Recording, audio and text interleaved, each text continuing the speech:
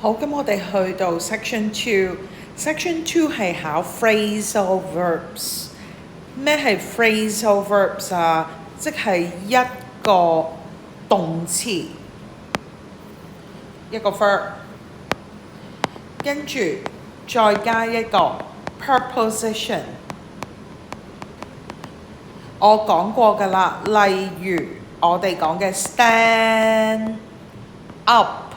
咁佢就係一個 phrasal verb 啦。咁當然唔會考你 stand up 啊、sit down 啊嗰啲咁簡單啦。咁嗰啲 phrasal verb 嘅意思，我哋喺 grammar exercise 嗰度呢，其實都講過一次㗎啦。例如我哋望一望我哋 section two 有兩 part 嘅，我哋睇下公詞嗰一 part 啊。睇咗個 instruction 先，佢話 You are reading a story about Ashley。Complete it by filling in the blanks with the phrasal verbs in the following box. You may use the phrasal verb more than once. 可以用多過一次添。Change the tense if necessary. 有機會你要改個 tense 嘅，得唔得？好，望下嗰啲 phrasal verb 係咩嚟咯喎？第一行上面嗰行啊 ，hand in。你要交啲嘢啦，咪 hand in 咯 ，hand in your homework，hand in your assignment。好，第二個 look after，look after。For example, you have to look after your little brother or your little sister， 即係咩啊？照顧啦。好，跟住 drop by，drop by 係咩啊？你行過、經過，不如 drop by 去做一啲嘢，或者去探一個人啦。得唔得？經過。好，跟住 fill out a form， 通常後面都係跟一張 form 嘅，即係填寫。好，下面啊 give away 咩嚟㗎？你如果有時咧睇 YouTube 咧，啲 YouTuber 咧就話啊，我哋咧而家會搞一個 give away 啊，即係咩啊？送啲禮物俾你啊！ give away 俾啲嘢你啦。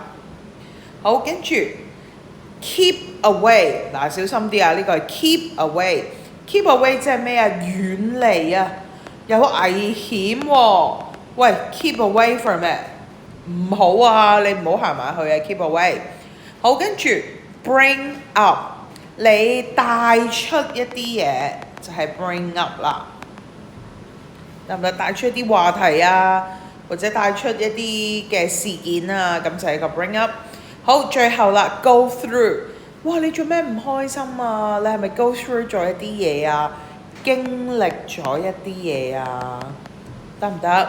好，咁我就係解呢8個俾你聽，梗係唔夠啦。不過呢8個呢都係最常見嘅，得唔得？好，我哋一齊試下做一題啊！It was a sunny Saturday afternoon, and Ashley was excited to spend the day at the park. Her parents had asked her to highlight 咗個或者圈住個 to 先 ，to 後面不變動詞，即係我唔需要轉個 tense 啦。to 乜嘢啊 ？From the busy main road 咧，好繁忙嘅主要幹道啊。While she was playing, so she made sure to stay in the quieter area of the park. 媽媽咧或者爸爸咧驚佢有危險喎，所以叫佢乜嘢啲主要幹道，而佢咧好乖咁就留返喺一啲靜啲嘅地方啦。咁驚佢有危險喎，咁係咩啊？係冇錯 ，keep away。好啦，遠離嗰啲即係好繁忙嘅道路啊，咪俾車撞死你㗎啦，咁樣得唔得？好，咁我哋咧望下，好簡單望下 ，number 2前面又係 to，number 3前面又係 to，number 4前面又係 to，number 5，咦，小心咯喎！我哋睇下 number 5啊。She grabbed his hand， 捉住佢隻手 ，and made sure he from the edge of the pond。好啦，喺個湖嘅邊緣。好啦，佢捉住佢隻手 ，make sure 即係肯定佢乜嘢嗰個弧嘅邊緣呢？小心睇一睇呢一個句子本身係咩 tense 啊 ？Grabbed it, made sure， 即係冇錯係 past tense， 即係話 number 5呢一個答案你要將佢點啊？轉做 past tense 啦 ，OK 得唔得？小心啲咯喎，咁你望下咯喎，邊一個即係嘅答案會係同呢個係啱嘅呢？咁你自己睇啦，得唔得？小心啲填。再講一次，要係 past tense 嘅，可以再用嘅 ，OK？ 咁喺個弧嘅邊緣，咁又係咩啊？梗係又係遠離啦，係咪？不過呢次唔係 keep away 啦，因為要轉做 past tense， 咁係咩啊 ？kept away， 得唔得？小心咯喎 ！Number 6都係 to， 即係後面都係唔需要變啦。OK， 好，跟住望下下一 part 啊 ，part B。呢一次咧冇公詞㗎啦，不過放心。